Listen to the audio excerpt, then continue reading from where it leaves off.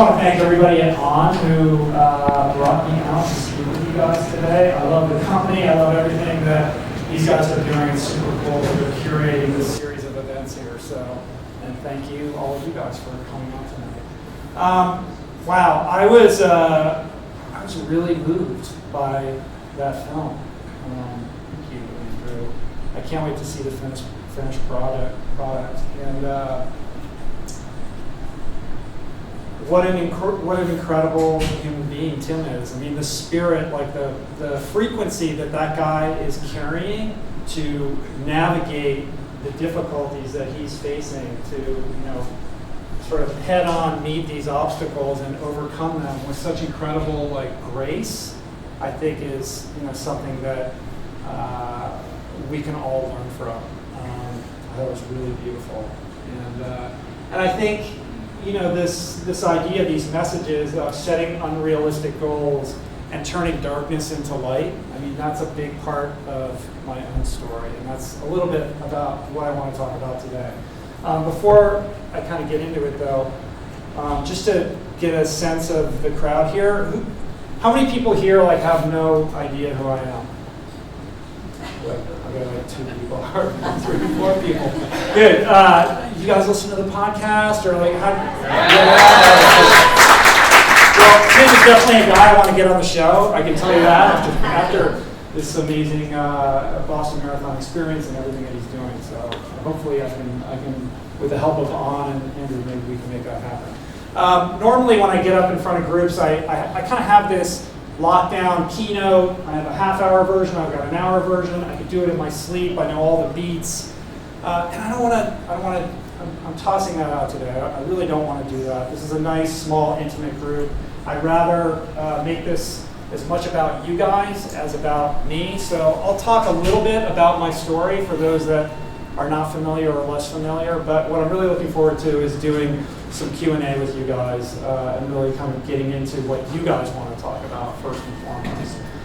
But just to kind of set the stage, my name is Rich Roll. I'm a vegan ultra-endurance athlete. I'm a podcast host. I've written a couple books. I wrote a book called Finding Ultra, which is my memoir.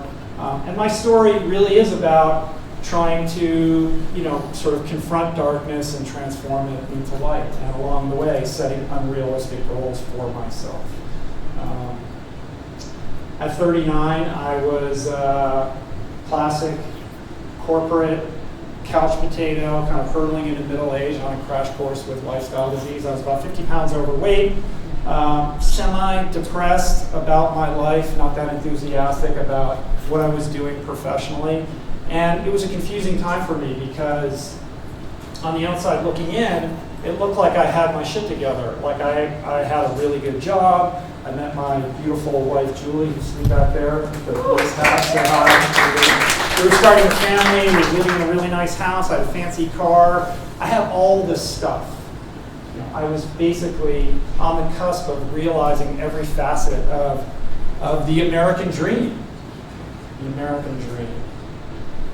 And yet on the inside, I felt like I was suffocating. Because implicit in this idea of the American dream, this idea that you study hard, you go to the good schools, you get the good job, you climb the corporate ladder, you show up early, you do what needs to be done, and then you reap the rewards. Implicit in that promise is that you will find some contentment, that you will be fulfilled, that you will be happy. And I wasn't happy. And I was feeling very cheated by this premise that had been the foundation of essentially my entire life. And so I was sort of being spiritually dismantled by this notion. And what happened to me is that shortly before I turned 40, this existential crisis that was kind of percolating in my life butted up against a health scare.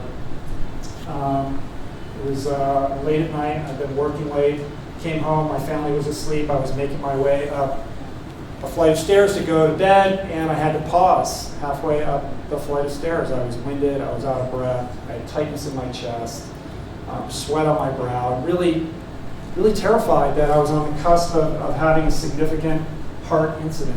Heart disease runs in my family, and I really couldn't believe that at age 39 that this was happening to me. I was very frightened by that experience.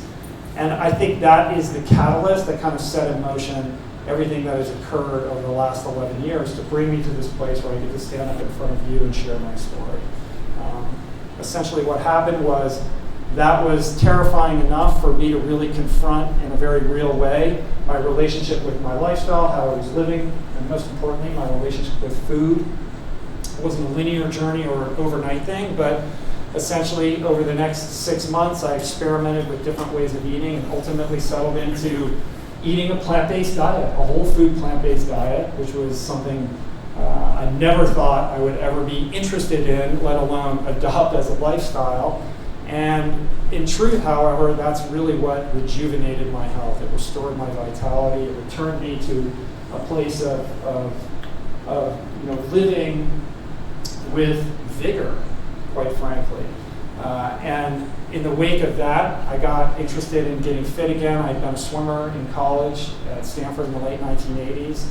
And I felt this impulse to move my body once again, not to become a competitive athlete, but just to feel what it was like to get my heart rate up again. And what I experienced was that I had missed that in my life. Because I was a swimmer, it was so much a part of who I was. It was so much a part of what I loved to do. And I had lost that growing up in this pursuit of the American dream. There was no place for doing those things that brought me joy. And so this experience of changing my relationship with food and my relationship with how I was moving my body really connected me in a very childlike way with very simple, pure things that brought happiness and contentment into my life in a very primal, basic way.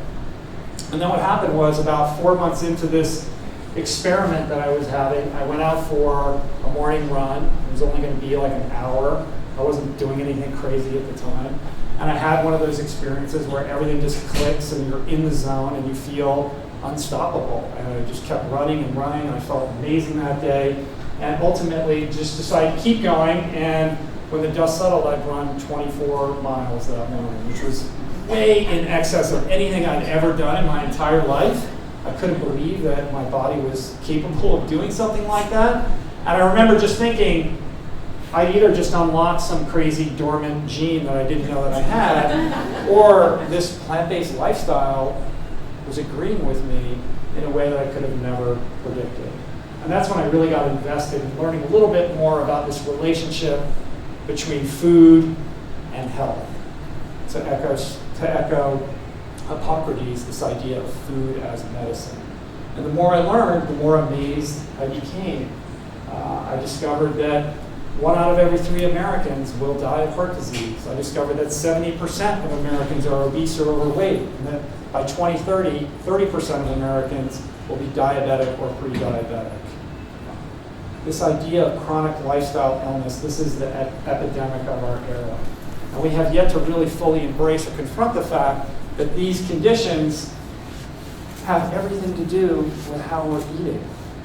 And as I delved deeper into the research and got to know more and more about this way of eating, I discovered that this way of eating not only would help prevent me from succumbing to any of these diseases, but it would also reverse them in many cases. It would also spare all these animals' lives that I was starting to realize like I was feeling better without. And it was also gentler on our environment, more sustainable. And I just fell in love with this lifestyle. It's been an incredible journey. And I think in the wake of that, having that run experience, I started to think about my own potential. Because in a very short period of time, a couple months, I'd gone from this couch potato guy to a guy who basically lost about 50 pounds pretty expeditiously, was going out and doing things physically that I didn't think I was capable of. I remember like my buddies would come up to me and say, wow, you lost all this weight, you look good, like your skin looks good. And it's weird when your guy friends want to talk to you about your skin. Like, what are you doing? What is the secret? And I would tell them like, I don't know, man, I'm just, I'm eating plants. That's sexy. It's not a popular answer. That look of like eager anticipation would just like turn into this ashen look of disappointment, which would then morph into grave concern, followed by the obvious penultimate question, like where do you get your protein from? All I knew was that each week that went by, I felt better and better and fitter, and I got more and more invested in this fitness journey that I was on.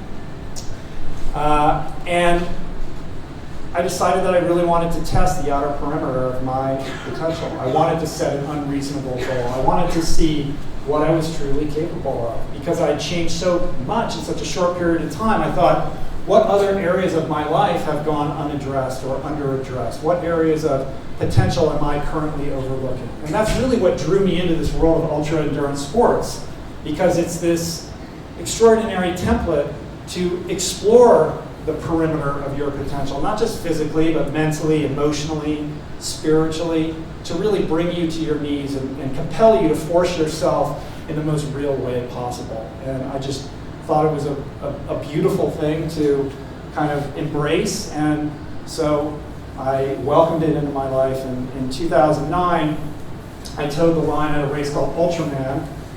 You guys know what Ultraman is? So you just watched this documentary on Tim, you're familiar with Ironman.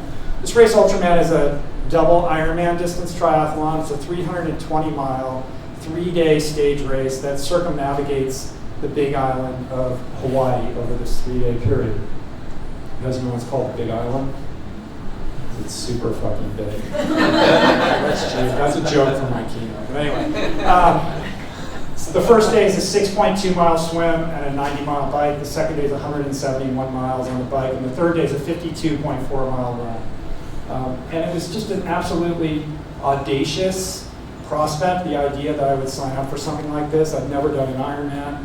The only half Ironman I had entered, I DNF'd him. I was not somebody who looked on paper to be sort of fit for this type of challenge. But there was something internal and something inside me that clicked, and I just knew it was what I was supposed to be doing. And ultimately, I participated in that race in 2009. I led the race through the first day, ended up 6th in that race. I don't have time to tell all the amazing stories that happened with that. But I was the fastest American that year.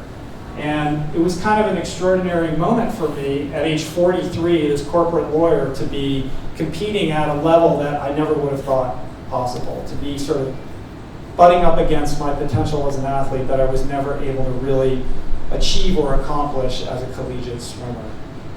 And it led me back to that original question that had stimulated this whole adventure to begin with, which is, what are you truly capable of? And had you really accessed that to the fullest? And I didn't think that I had. I thought that I had more to express and more to explore in my life. So in 2010, I did this thing with a buddy of mine called Epic 5, where we did 5 Ironmans on 5 Hawaiian islands. The idea was to do it in 5 days. And it took us a little bit longer. We did it in 7 days, but we were the first people to ever attempt anything like that, let alone achieve doing all the Ironmans on all the separate islands within a week period of time. And I think in the wake of that experience, I thought that I had done everything that I needed to do in the physical world. Like, I had achieved my potential as an athlete. But what happened, what occurred, was that I started to think about other areas of potential that were unaccessed. I had this success as an athlete, but then I ended up writing a book about it, Finding Ultra, so I was pushing my boundaries creatively. And then in 2012, in the wake of the book coming out, I started this podcast, the Ritual Podcast. I did it on a whim. I didn't know whether I would do a second episode. I didn't have any big goal or agenda. All I knew is that I wanted to continue the conversation that my book had started, and I wanted to bring people on that I could learn from, so I could continue to push the horizons on my own potential, not physically necessarily, but emotionally, mentally, spiritually, intellectually, in every single category. And the experience of hosting these conversations, I've done at least one a week for the last almost 6 years. We're up to like 360 episodes or something like that at this point, has been the most expansive experience I could ever have imagined. The people that I've been blessed to be able to sit down with, hold hostage and ask them every conceivable question I would ever want to know, has allowed me to grow in ways that I never would have thought possible in my own life. And so to kind of bring it around, and then I want to open it up to questions, People say that people don't change, and I think that's bullshit. I've changed in so many dramatic ways over even just the last couple years, let alone the last 11 years.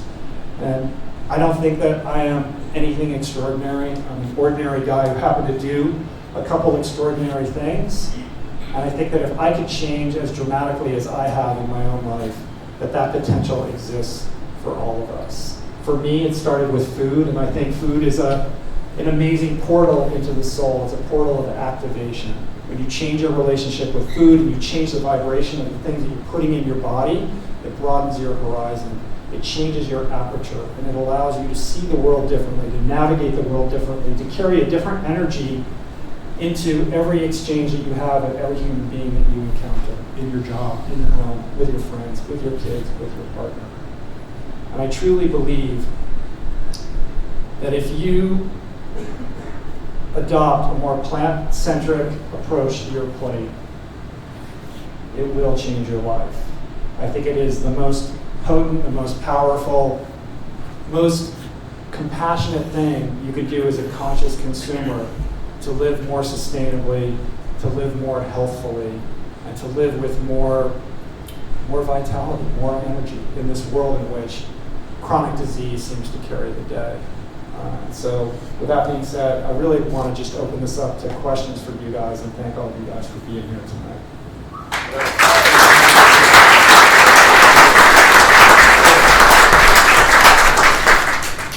Mr. John Joseph. First of all, who has listened to John's episodes on the podcast? All right. John. First of all, I just read, I read the second edition of Finding Ultra, amazing. And my question is, when you DNF, I think it was at Wildflower, right? Yeah. Did you have any demons of doubt, like is this plant-based thing really working, or what was it that motivated you to get back on the horse? Because that was your first real endurance race, right? Right. So the question is, after I DNF'd a half Ironman, did that deflate me or make me question my diet or my lifestyle choices? Not really. I mean, at that time, I thought I could do a half Ironman. I wasn't even thinking of doing anything. I was just enjoying myself. I wasn't even trying to be competitive. I was out training the way that I thought I knew how to without any kind of guidance or education about how to do it right. And so it was a humbling moment, but I also realized I didn't really know what I was doing. So I didn't really question my diet as much as I started to realize I needed to take direction from some people that actually knew how to train for these kinds of things. And I didn't care that much because I was having fun. Like I said, I didn't get into all of this to win races or be on podiums or see how much faster I could go than other people or anything like that. For me, it's all been a spiritual journey. It's about how to expand my consciousness and my awareness, my relationship with myself, first and foremost. And every aspect of the training, the lifestyle, the racing, all of that is an opportunity to deepen, to quicken that relationship. So whether you fail, you DNF, you do great, you crash, you have a bad day, you have a good day, they're all just opportunities to learn and grow. So, sure. Could you share something about Ultra, the race, and if there is any other race that you're preparing for? Yeah, sure. So the question is about Otillo, which is a race that I did last summer. Otillo, the Swedish pronounce it Otillo, I believe, is the World Championships of something called Swim Run. And it's the World Championship event of this series of races takes place every year in the archipelago off the coast of Stockholm in the Baltic Sea. And I hadn't really done anything, I hadn't done a race since 2011. I wasn't sure that I was ever going to race again. My life had sort of pivoted into this role of service through the podcast and the books, and each day I wake up and I try to think, well, what's the best way that I can be of maximum service in what I do? How can I impact people in the most significant way possible? And for a couple of years there, the idea of going out and training all day didn't seem like the best way to do that. I thought, I'm going to focus on the podcast and the books. But then I turned 50, and I thought, well, 50 is a great benchmark to go out and try to see what I'm capable of physically as a 50-year-old plant-based athlete. Because I think athletic performance can sometimes speak as loud as whatever's coming out of my mouth or whatever I'm writing down on the page. So I found it to be relevant. I trained for, 9 months for this crazy race. And basically what it is it's a 75-kilometer race with 52 transitions between swimming and running. So you're traipsing across all of these little islands peppered across this archipelago. And the swims are anywhere from 1 kilometer to 200 meters. The runs are anywhere from 400 meters to 13 miles, depending upon the island. And you do the whole thing in a wetsuit with your running shoes on. You can bring whatever gear you want to help you as long as you carry it along the way. And you do the whole event in teams of 2. So you have a partner in crime with whom you are sort of literally attached at the hip to. You have to stay within 10 meters of your teammate the entire race. And you go off on this adventure over the most treacherous natural conditions I've ever experienced. And it was definitely the hardest one-day race I've ever done. We woke up in the morning, there was sideways rain, the water was super freezing cold, the swells were gigantic. There was one swim where the swells were up to 6 feet. It was bananas. Like the race, they would have never allowed the race to take place in the United States. Like no insurance company would underwrite it. They would have just called it off. But these people are Vikings. They're like, oh, you'll be fine. And I remember it starts off and you have like a kilometer run, and then the first swim is like 1.5 kilometers.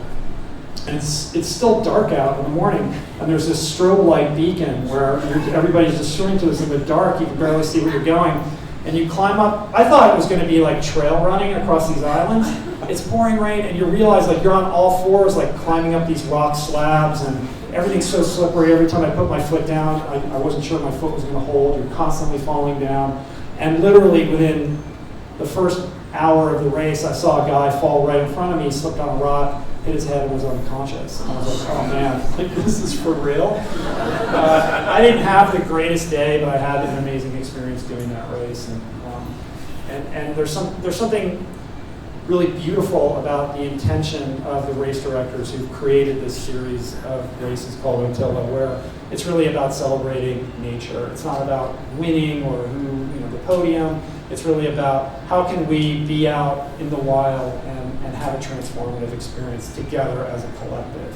And I've never been part of a race where competitors are helping each other along the way. Like you're pushing people up rocks and you're really like holding a hand and pulling people up, and it was kind of a beautiful experience. Super hard though. Yeah. And it's really weird to like swim in a wetsuit with your running shoes on. So, yes, sir. I was wondering with probably the very varied schedule, like traveling and talks and things, how you keep a routine and continue exercising and eating healthy during all of that. Right, so the question is about maintaining a routine. I love routines. I live by routines. I get very grouchy when I get thrown off my routine. And I've had to learn to be a lot more flexible about that. Like I'm very rigid about I'm doing this now. And now life is bigger and more unpredictable, and there's lots of cool opportunities like coming here tonight and being on the road and traveling and all of that. And so I've had to learn to be malleable and more resilient with the world not necessarily always meeting my expectations of what I want to do, right? Which has been a growth curve for me, to say the least. But that being said, I try to make sure that I do what I can to create that kind of structure in my life. So, for example, we flew into New York, we got here in the late afternoon. The first thing I did was I went running to kind of balance off and shake off the flight and get settled. And I kind of have my travel routines. When I travel alone, I'm more in control of that. I'm traveling with Julie, so we're doing different things. So it's a little bit different, but it's a process, and I think it's about, for me at least, it's about my relationship with perfectionism or whatever standard I set for myself. I project onto myself and onto the world, okay, it's going to go like this, and then when it doesn't go like that, I have a history of being very difficult to be around, And so for me, the emotional growth has been like, okay, so it's not going that way. Like, how do you roll with it and still maintain your equanimity and your sense of gratitude? Yes. Let's go over here to this guy. I just wanted to know, I follow you on Strava, so I see most of like what you're doing throughout the week in terms of endurance, like running and biking and swimming and stuff. But I wanted to know, like, what, if any, like weight routines you have, and like how much, just out of curiosity. Right. Yeah. So the question. What's your name? Kevin. Kevin. Kevin's question has to do with gym routine, weight routine. So I hate the gym. I don't like it at all. But now at 51, I'm realizing like I need to build that into my weekly routine in a more serious way than I have over the years. Like I've gone through phases of strength training. Like when I was a swimmer, there was a lot of strength training. And then in my sort of course of training for Ultraman and Epic 5 and all of that, very little gym work whatsoever because I barely had time to do like the sort of swim, bike, run training that was being allocated. There just wasn't time to do any of the rest of it. Now at 51, I can continue to increase my stamina, my endurance base, and all of that. But it's becoming more and more difficult to maintain strength. So I have to prioritize that in a way that I've been reluctant to in the past. So it's basic stuff. It's mostly core work that I do, and we can go into the weeds on this. I can talk to you afterwards a little bit more about it, but mostly core functional body strength stuff, a lot of lower back and abdominal stuff, core, some kettlebell stuff, some medicine ball stuff, and then just some basic, really like standard gym stuff because it's just been so long since I've done, like bench press or pull-ups and things like that. So I'm doing more of that. I still don't like it very much, but it is important. I'm seeing the results and the benefits. Like when you have a strong core, it's kind of amazing how much it'll benefit you in whatever athletic pursuit you are training or trying to excel at. It just makes your form better as you start to fatigue. You're able to hold up longer. Like it's very important. So, does that answer your question? Yeah. Cool. But I'll pick your brain. Yeah. Okay. Cool. I have two questions. Is there a race that you haven't done yet that you're really excited about? And the second question is there something in the plant-based movement that you see happening that you're really excited about? All right, cool. So the first part of the question is there a race out there that I haven't done that I'm excited about? There's so many races, and there's always somebody doing something crazier. You can chase that for the rest of your life. So there's plenty of cool races that I would like to do. It's sort of like what I was saying earlier, like how do I balance my interest in participating in that world with the other things that, the opportunities and the things like this where I get to speak in front of people. What's the most important allocation of my time? I am excited about something that I'm going to be doing next year that I'm not ready to talk about yet, but it's going to be super cool. And then the second, what am I excited about in the plant-based movement? It's an incredible time for the plant-based movement. I mean, even in the last 2 years, I've seen things explode and change in so many amazing ways. I think what's super exciting right now is the level of mainstream interest and investment dollars that are getting funneled into all of these plant-based food companies, whether they're dairy alternatives or plant-based meat products. We're not talking about like this marginalized world of vegans who are trying to get people to pay attention. These are mainstream, huge investment banks, big investors who realize this is the future of food. This is the way forward if we want to create sustainable food systems, if we want to be able to create an infrastructure in which we're going to be able to feed 10 billion people, which is on the horizon. And so it's really exciting to see that shift and that pivot. And then amidst all of that, to see so many people kind of jumping on board with this lifestyle and experiencing great results, from professional athletes to entertainers and people of huge cultural significance. I mean, Lewis Hamilton, the F1 driver, to will.i.am, and I just think it's a really cool, exciting time. And I only see it continuing to grow. Like, this is not a fad. This is not the diet of the month. I think people are starving for truth. They want people's bullshit radar detectors are very finely attuned now. People can see the BS coming at them from a mile away, and people know that this is for real. And that's why it's here to stay, and it's only going to continue to grow. And I find that to be very gratifying and super exciting. But one of the themes of Finding Ultra is that when your heart is true, the universe will conspire to support you. Right? It's sort of a recurring theme in the book. And so, all right, well, my heart is true. Like I'm ready for that universe to conspire to support me in some way outside of being a lawyer. And I kind of stepped into like, okay, I'm ready. And then the phone didn't ring. And it didn't ring for a long time. And so Julie and I, our family, had to weather several years of very challenging times. We went through a financial dismantling, and really we were brought to our knees. So I don't know that I would recommend my path to everybody out there. It wasn't exactly the most expeditious path, but I think what it did is, we really had to burn in the fire. Like we were in the flames of being dismantled and really brought to our knees and compelled to have no other choice but to then really live in the moment. And really, I think it's an experience that could have blown apart a lot of marriages, but it brought us together. And it made us really aware of what was most important. And we came within 48 hours of losing our home. We had cars repossessed. It was like not pretty, And now it's all good. We've emerged out of that. But I think that experience was so challenging that it's allowed us to kind of hold a frequency of strength and be able to speak to this issue of what it's like to kind of weather that kind of difficulty because we've had this experience ourselves. So I don't know if that answers your question. I mean, I truly believe, like, look, we're at WeWork, everyone's walking around with t-shirts on that say, do what you love, right?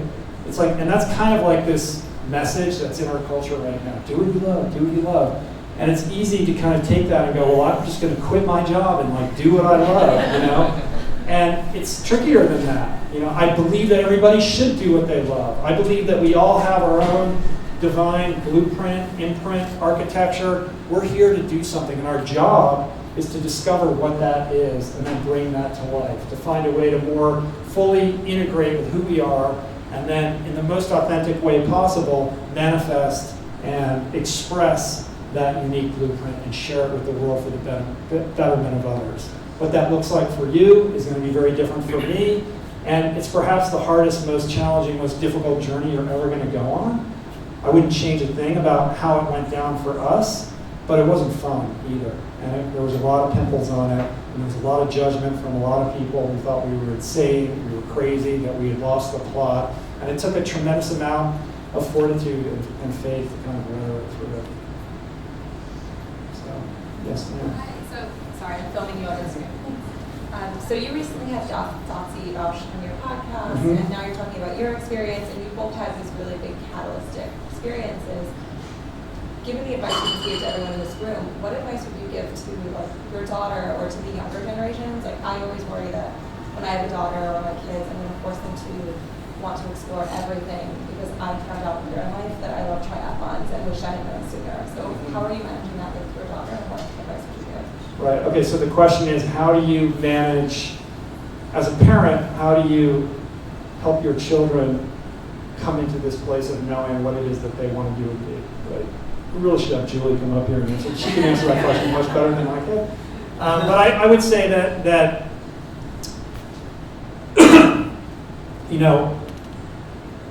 our message as a couple and as a family is very much of this: do what you love.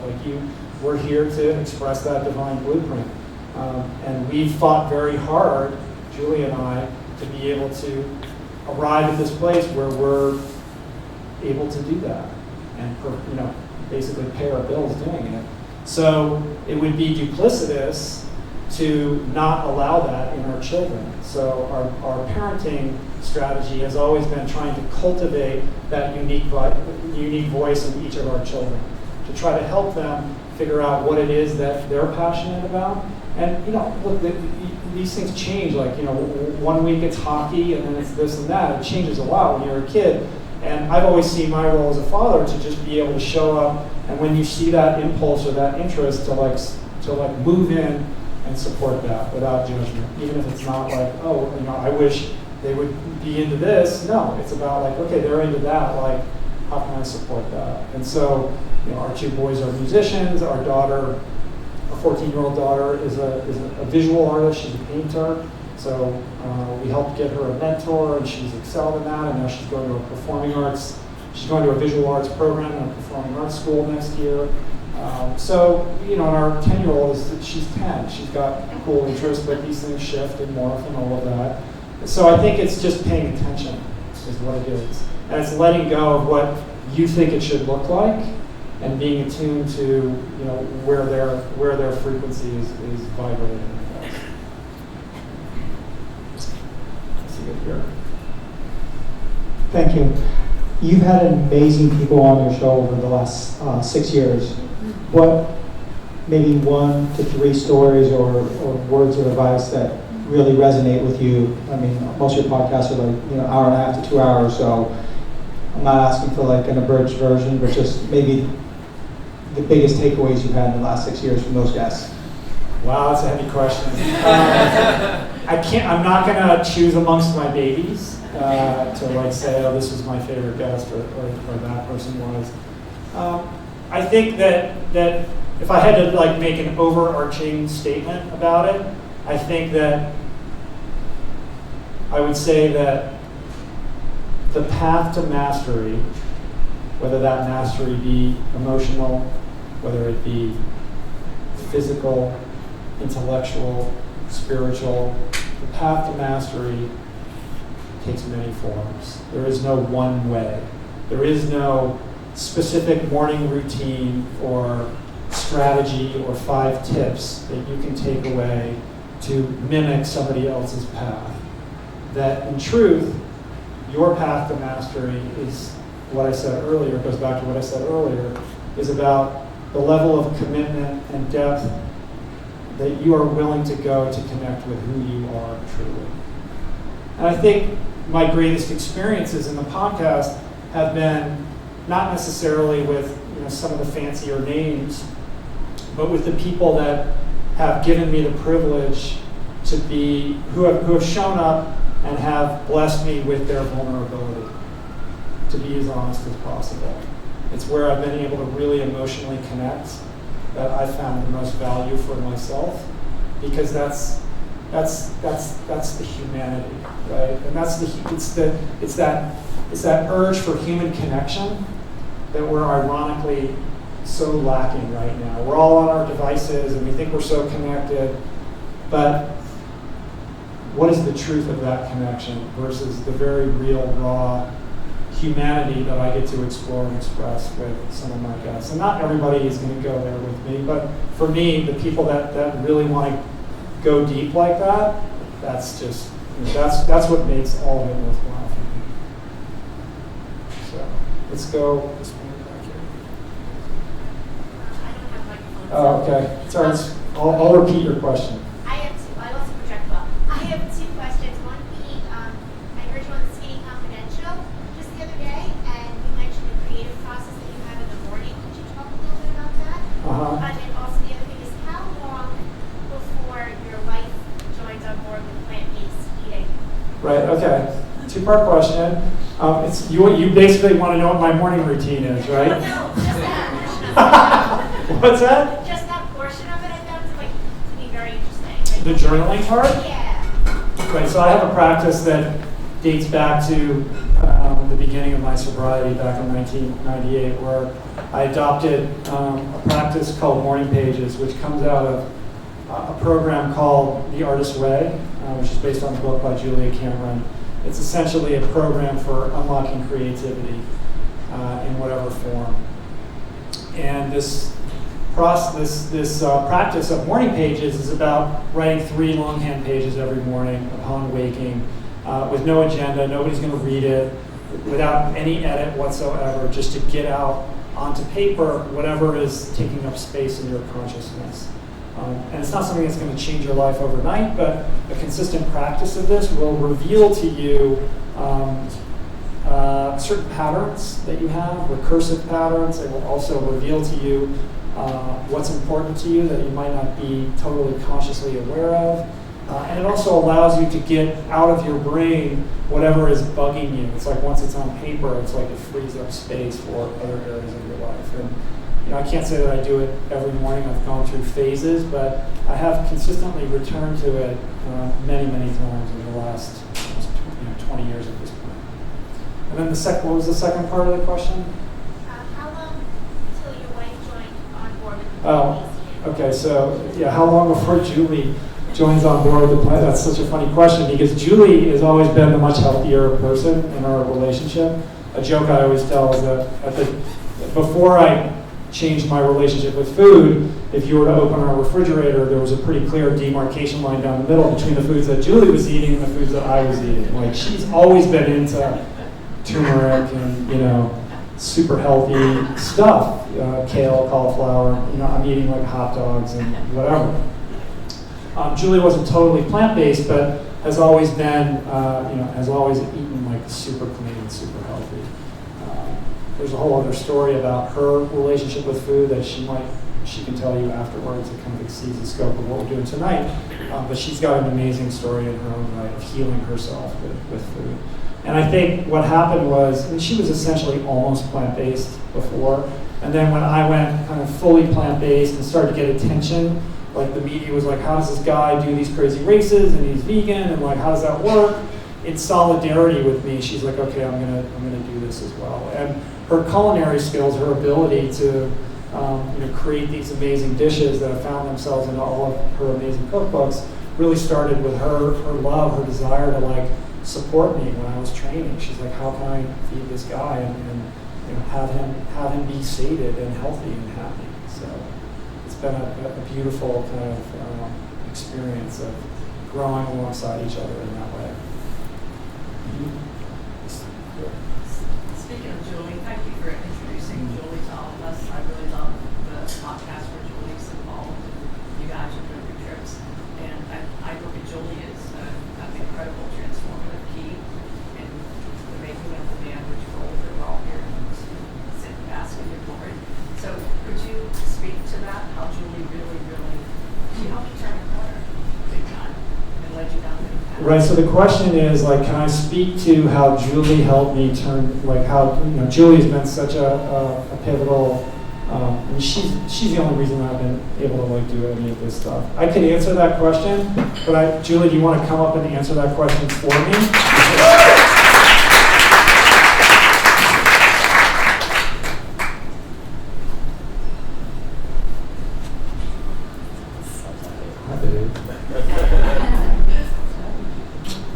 Okay, so what was the Sit question? down now? Yeah, I'll take this. I'll take it from Just take here. over. Sorry, who asked the question?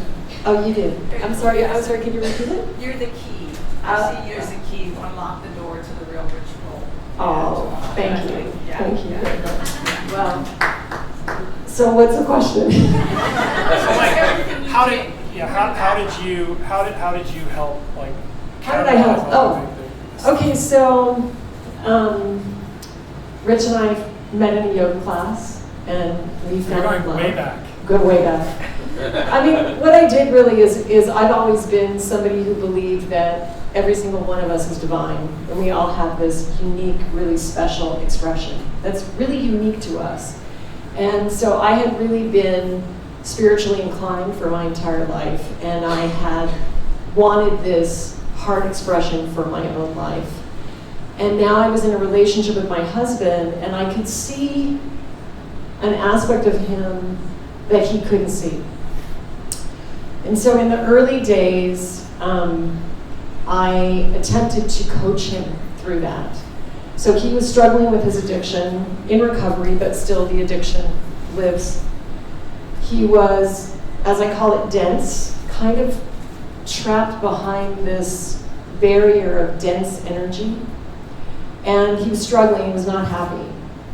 And it seemed that whenever I reached out to him, like, here's a book, or here's a healthy meal, he would become more and more paralyzed.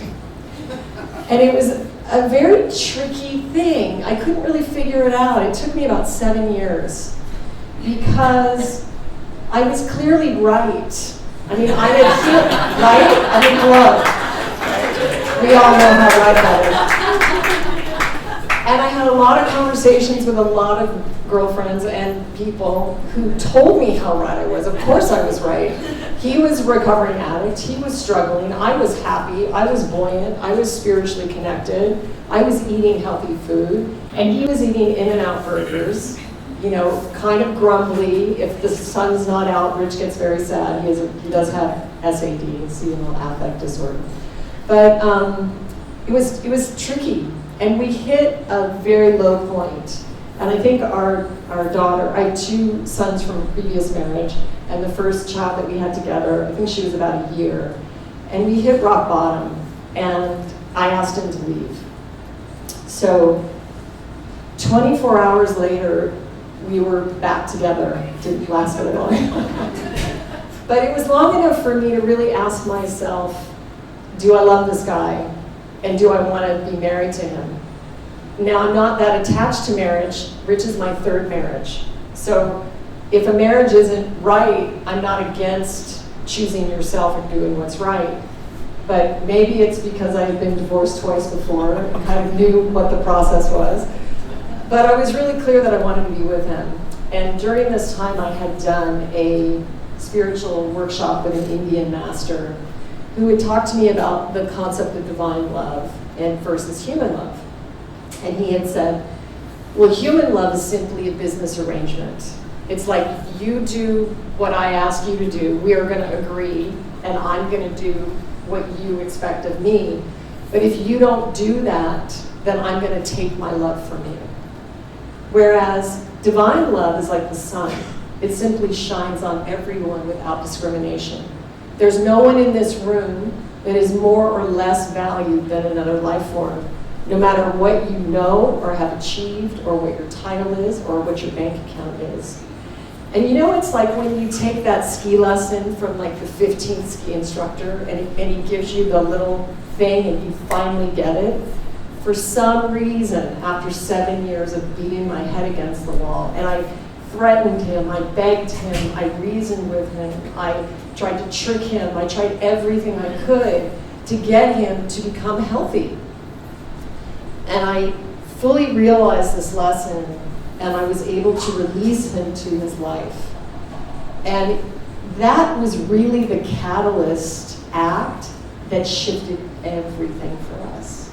And so it was me calling him and saying, I apologize for being in your space, for judging you, and for even needing you to live any life like I was living it. You know, I had to trust, if I'm an emanation of God, then he is also, even eating In-N-Out burger. So, and it was kind of funny, I think when I called him, I was like, babe, I'm really sorry, and I'm releasing you to your life. And he was like waiting for an ambush, like out of the bushes, like it just didn't quite land.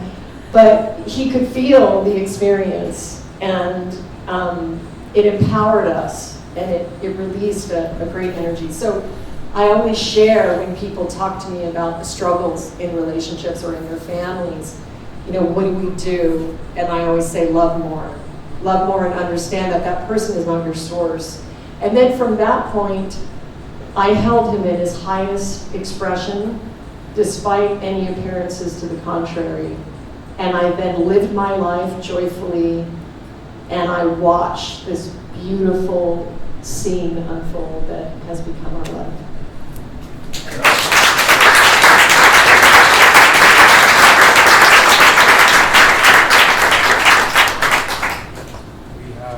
We have a little bit more time now. Yes. Back. So Hi. I know you talk about when you want the change in your life, it's like a lot of little baby steps and not actually this giant change. And I'm wondering if you have any advice for someone that is taking these baby steps to put their life on a different trajectory, but maybe the next baby step, there's a lot of fear around or unworthiness. And any advice you would give? That's a great question. Yeah, so the question is, in the sort of arc of changing your life, the importance of taking those baby steps every single day and what to do when fear crops up around the next baby step. It is true. I mean, first I would say that any significant lifestyle change, whether it's career, athletic, dietary, whatever it is fundamentally about the tiny little things that you're doing every day. You know, it's not about stepping on the scale and realizing you lost X amount of pounds. It's not about, you know, the huge, massive workout that you put in, or, you know, the check you got in the mail. It's about those tiny little lifestyle habits that, in the moment of practicing them, don't seem significant whatsoever, but accumulated over, you know, many, many, many months and years, become tantamount to completely transforming how you live. So to the extent that you're experiencing fear around a baby step, perhaps that step isn't quite a baby step. Maybe that step's too big for you right now. Can you have it? Is there a way to take a step that is a little bit more accessible for you, that's moving you in that direction, but isn't quite as threatening or as frightening as that one step would be? So that would be my first question to you. And then the second thing I would say to you is, what is that fear and what exactly are you afraid of? Play it out. What would happen if your worst fear actually became realized? Like, I don't know what the fear is and I don't know what the step is, but step into the experience of that as if it were a reality, and then feel it in your body. Is it really that bad? How bad would that be actually? What are the chances that that actually would or would not happen? And then I think that also puts you into a construct where you really have to evaluate how important this goal is to you to begin with. Is the goal important to you enough that you're willing to walk through that fear? It's not about not being afraid. It's about the courage to walk through the fear when it crops up. It's not about eradicating fear. It's about the courage to blaze your own path with that conviction, with that knowing that it is your true north. And I think in order to really be able to answer those questions for yourself with conviction, you have to do that inside work of really understanding what makes you tick, what is important to you, what are your values. All of these things, I think, are realizations that don't happen overnight. And it is practices like these morning pages and meditation and physical exercise. All of that plays into that deeper connection with yourself that can give you that sense that your intuition is correct when it arises. So that when you say, I have this goal, you know for a fact that that is your true north, and you're not just picking it because the wind blew that way that day. So that's my point. Cool. Someone in the hat back there? Yes. I would like to go 100% plant-based. However, I find that when I'm doing after I do my long runs, I crave for protein, which is sometimes meat. So, on your path to becoming plant-based, how did you eliminate or make substitute for your cravings for meat? That's my first question. Mm-hmm. And two, since you're vegan, what kind of fuel do you use for when you're doing your ultras? Right. It's a great question. There's so much packed into what you said. First of all, I would question the validity of the statement that you're craving protein. I'm not sure what that's about. I mean, I think our bodies, we have cravings, yes. So what is the difference between my body is telling me that I need this because I actually do need it versus I just have a craving? And disassociating that from whether it's good for you or not. No, when you're doing your long runs, or doesn't your body crave protein somehow? I don't know that I have the discernment to know whether my body's craving a specific macronutrient. I think that might be a little bit of a stretch. Certainly I get hungry and I have cravings. And so maybe I can speak to the cravings aspect of it a little bit. The way I deal with cravings, the strategy that I employ around cravings is what I learned when I was in rehab in 1998, and is what I practice in sobriety as somebody who's a long time sober, recovering alcoholic. Cravings are part of any compulsive, obsessive, addictive behavior pattern. They're going to come and they're going to go. There are strategies that you can employ to repress them. But I think first and foremost, it's important to acknowledge them as real and understand that no matter how bad that craving is, that it's just a feeling and that feeling will pass. And that you have a choice. You don't have to indulge that. You don't have to feed that obsession. And I think when you're looking at food, behaviors around food, patterns around food, if you're trying to eliminate a certain food that you crave from your diet, you will experience some discomfort for a couple of weeks. For example, if you're trying to quit eating cheese or dairy, there's probably going to be 10 days, 2 weeks, maybe 3 weeks for certain people where you're going to crave it. Most people end up caving and say, well, I craved it and I had to eat it.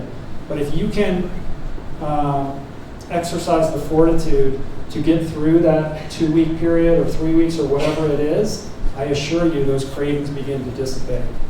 And then you're truly free. So this is why I don't understand all these kind of diets where they give you a cheat day, right? Like, oh, eat really well and then eat like shit one day a week, like pour sand into your Ferrari's gas tank. Like, it doesn't make any sense to me. I know for a fact that if somebody said to me, you can have a cheat day, I would spend 6 days thinking about that In-N-Out burger or whatever it is, obsessing about it. It would hold me prisoner. I would become a prisoner of that craving for 6 days. Then I would indulge that craving. I would go into a shame spiral, and then I would repeat the cycle again. And then 6 days would turn into 5 days because then it would be 2 cheat days a week that I was eating. And then 3 months later, I would be eating In-N-Out burgers every single day. The only path to freedom is completely shutting down, cutting it out completely. And people don't want to hear that, oh yeah, well you might have to be uncomfortable for a little bit in order to achieve that freedom, but that's the truth.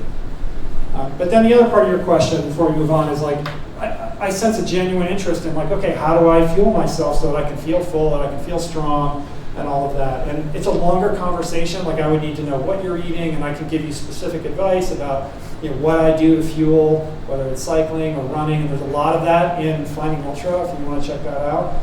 And I'm happy to talk to you about that a little bit more afterwards. There are simple solutions to that, though. So thank you for your question. So, yes, sir.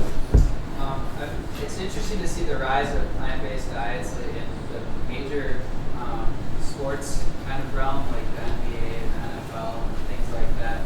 I was just wondering if there's any athletes that are reaching out to you because you kind of have created this very persona that is very out there in the public that is an eating person, and I'm just kind of curious if people are reaching out to you and kind of. Yeah, so the question has to do with the rise of plant-based athletes, professional athletes.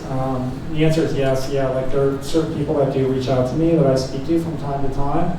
I don't want to name those people, but yeah, it's been cool. It's been really cool to kind of hold this place in that arena and then have people, basically look to me to be a resource or for, sort of consulting on that level. And it's been great. And I think what's really cool is that this is a trend that began in endurance sports with like long distance runners, and now we're seeing NHL players and NBA players and NFL players and MMA fighters and bodybuilders and all kinds of athletes, not just the endurance athletes, but the athletes that really rely on power and strength and ferocity and speed and agility, who are experiencing the benefits of eating this way, who understand, especially as they age up, it's the older athletes who are in the twilight of their career that really start paying attention because they're trying to extend the length of their professional career, and they come to understand and see that they can recover more quickly, that they can be less injury prone, that they're less likely to get sick, and all of these things translate into more optimized performance when they're practiced consistently. And so I think we're only going to see more and more professional athletes stepping into this arena, because ultimately at the end of the day, like, the truth wins.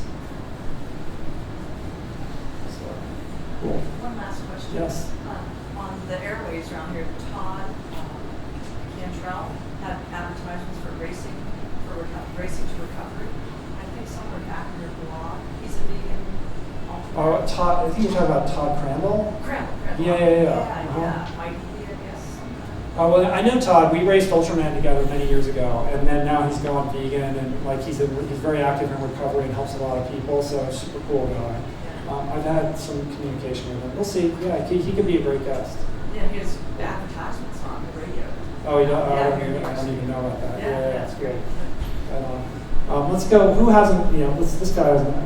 Yeah, you mentioned cravings earlier. Like, what is when Rich Roll kind of goes rogue and goes? what does the binge? What is it? That's a great question for Julie too.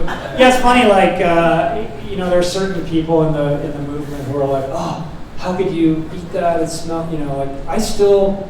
I'm human. Like if I drive by a barbecue place and I smell it, I'm like, that will trigger a craving. It's not the obsessive craving that's going to get me to alter my behavior, but I can recognize that in myself from time to time.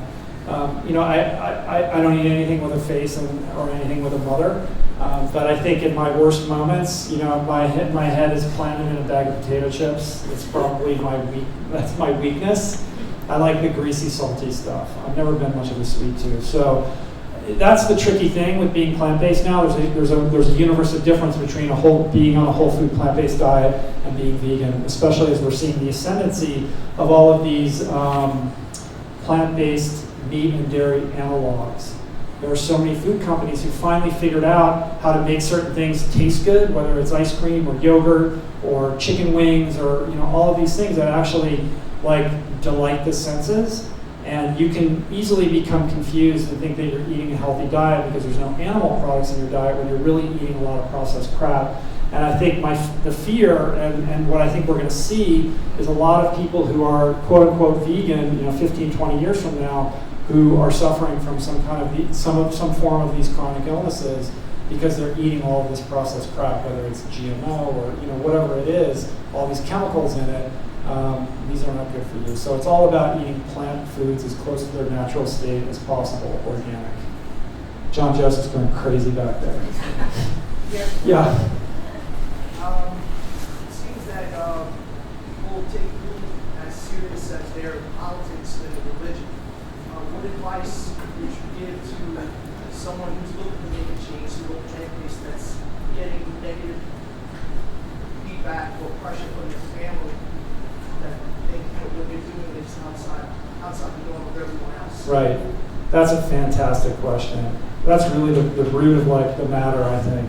The question has to do with our siloed opinions around food being very similar to the conversation that we're having in politics right now. And how do you navigate that as somebody who's trying to make a change or trying to help somebody make a change when they're on the receiving end of that kind of criticism? It's a very real problem. I think it's very true that the conversations we're seeing, especially online around diet, are as heated and as emotional as the political discourse, and it's super unhealthy. The first thing I would say is send John Joseph over to the house, and he'll sort everyone out. It's a tricky thing. I don't know that I have the answer. I only know how I kind of tightrope walk around it, which is I try to come. My approach is very different from John's. John's very direct. Calls bullshit when he sees it, and that's what we love about John. I'm different in the way that I sort of dance around it, and I try to see the best in everybody and be as non-judgmental as possible, and provide people with. I try to always share my experience rather than say you should do this or did you read this study and don't you know. I just go, hey man, this is what happened to me. Here's where I was at. This is what I did, and be unattached to whether that person decides they're going to take your advice or not. If you can be in a place of strength, but also neutrality, to be that lighthouse, to be that beacon, that people are coming to you rather than you approaching them, I found that seems to be the best, that's worked the best for me. John. My teacher who always said, example is better than precept. People see what you're doing, like an athlete like you, and they're inspired to change rather than trying to change. Yeah, it's true. So example is better than precept. That's what you said, right?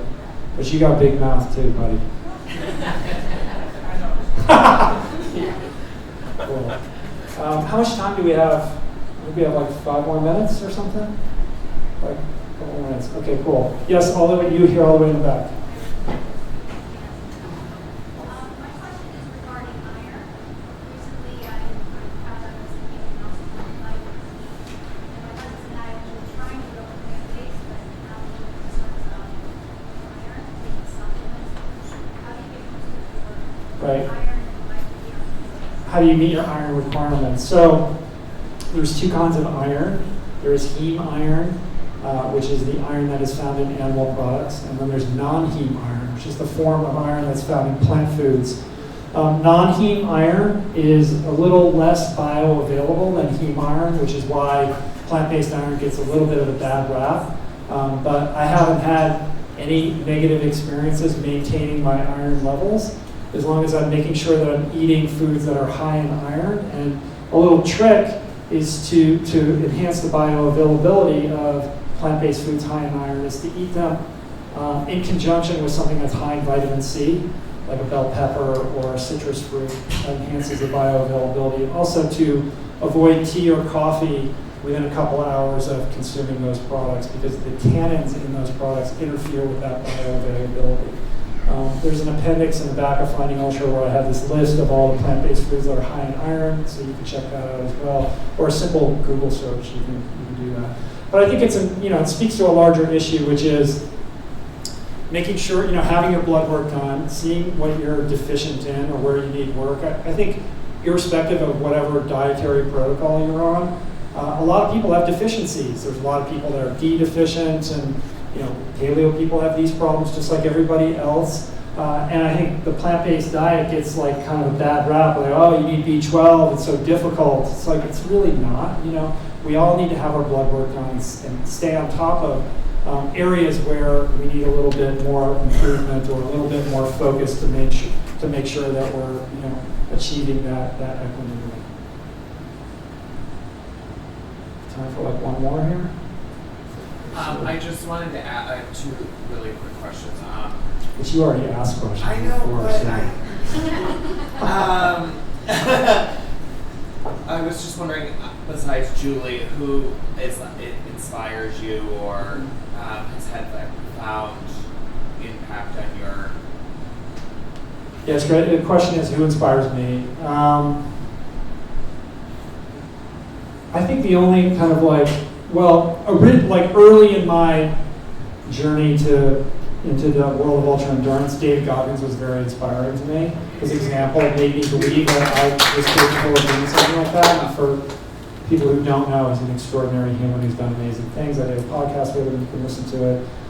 So he was early on very inspiring to me. I would say now, I don't have people that I put up on a pedestal that I look to, that I try to draw inspiration from. The people that I think have been most inspirational to me have been the anonymous, everyday people that face obstacles that we can all relate to and have the fortitude to kind of meet those obligations and overcome them without being in the spotlight or having a book or anything like that. So, people that I've had on podcasts like Josh Lajani is a perfect example of somebody who I just think is a beautiful spirit, and I think his example is one from which we can all derive inspiration. I just love those really human stories of just average, everyday people who are kind of toiling in anonymity and doing this, and doing extraordinary things as really ordinary people.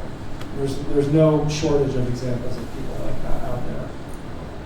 And then since last one in your book, which I read in one day, by the way, I've actually never done that. I'm quite slow.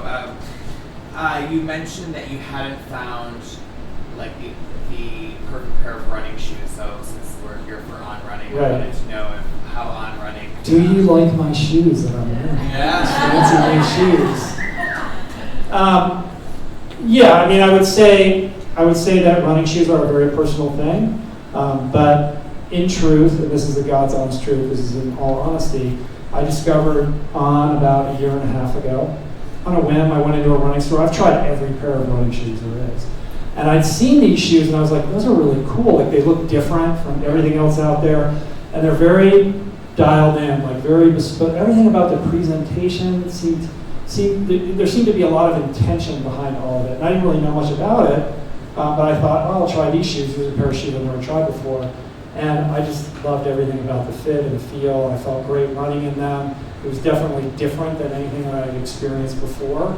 And that's when I started to get connected to the brand. And I've been wearing them for like a year and a half now. I love everything that On's doing. I like what they stand for. I like the people that they choose to associate themselves with, the athletes, like this beautiful project with Tim. I think it's really, really cool. And the aesthetic, the ethos, the performance aspect of the shoes, like I'm just a huge fan. Cool. Yeah. So that's it. Do we have time for it? Are we shutting this down? What's going on here? We have what? Okay, here we go. Yes, sir, in the back there. Okay, so I've listened to your podcast a lot and I really like it.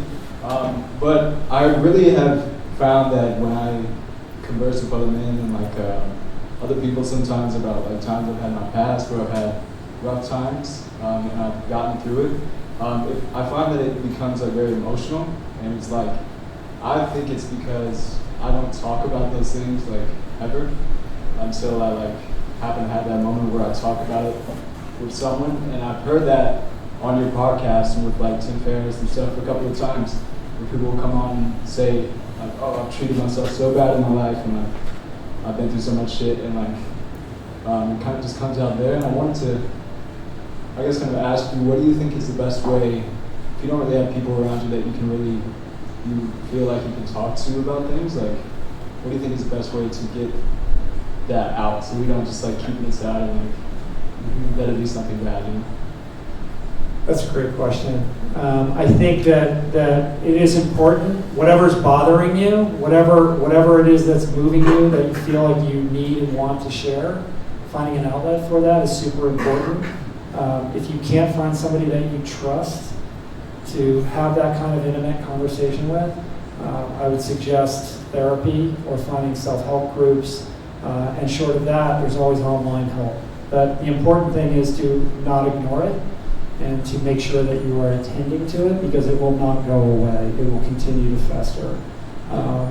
And I think, in terms of the podcast, I always strive to have those kind of uncomfortable conversations, because I understand and realize that there are people listening who may not have access to the kind of people and resources that I'm lucky enough to have, and to show that it is possible, for example, for men to have these kinds of conversations, and to demonstrate the power, specifically the healing power of doing it, so that I'm sort of saying you have permission as well to have this conversation.